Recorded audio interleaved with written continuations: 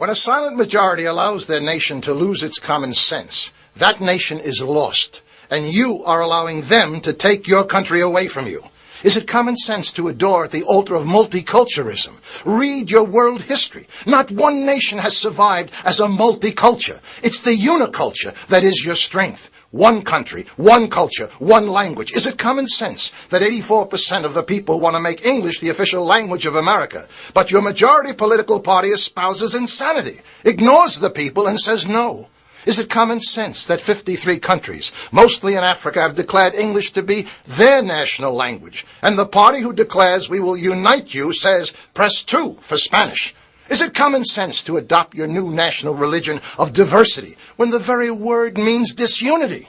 We founded a country on similarities, not diversities. One country, one culture, one language. You cry out for unity, but is it common sense to continue to identify yourselves by your ethnicities and not your nationalism? White-America, Black-America, Chinese-America, Hispanic-American, gay and lesbian-American, the Black Caucus, the Hispanic Caucus, the Women's Caucus. You want unity? Change your language. Isn't it time, once again, we all became just plain Americans?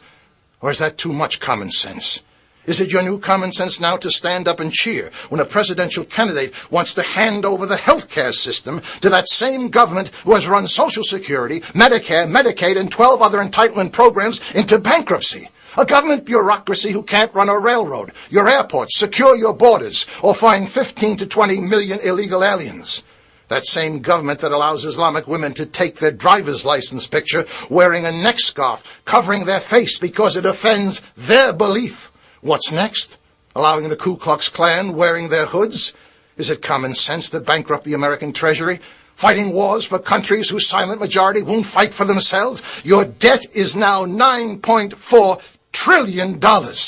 Is it common sense to continue to give away $9 billion of taxpayer money to unfriendly countries in foreign aid, including $2 billion a year to Egypt, who votes against the United States 80% of the time in the United Nations?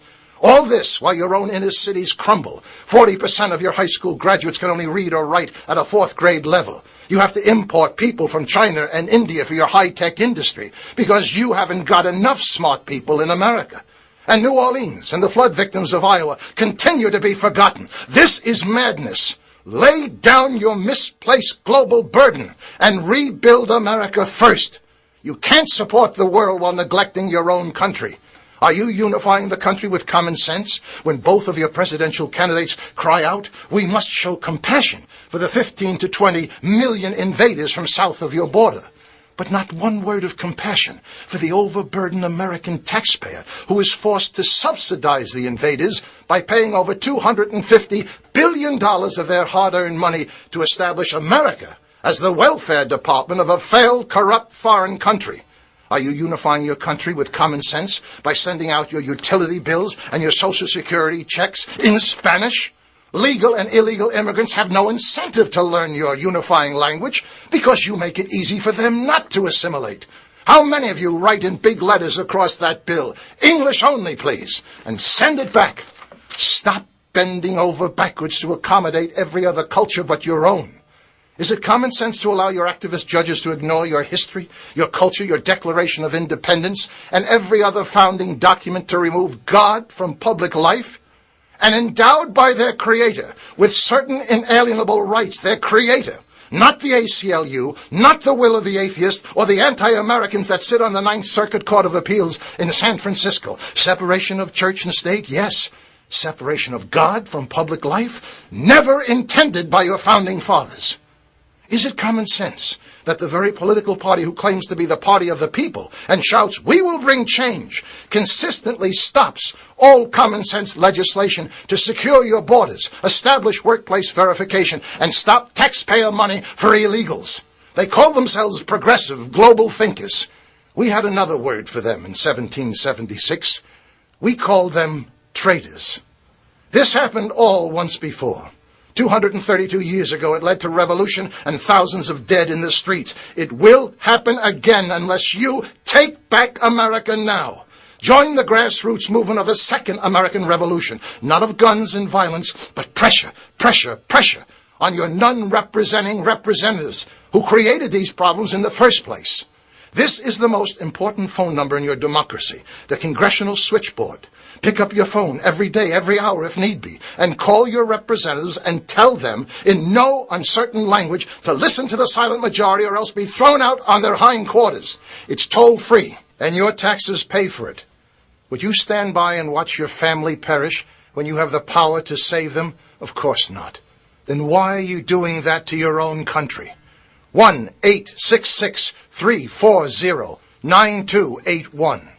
Perhaps you allow all this destructive, uncommon sense out of a distorted notion of tolerance. Remember what Aristotle said, tolerance is the last virtue of a dying society.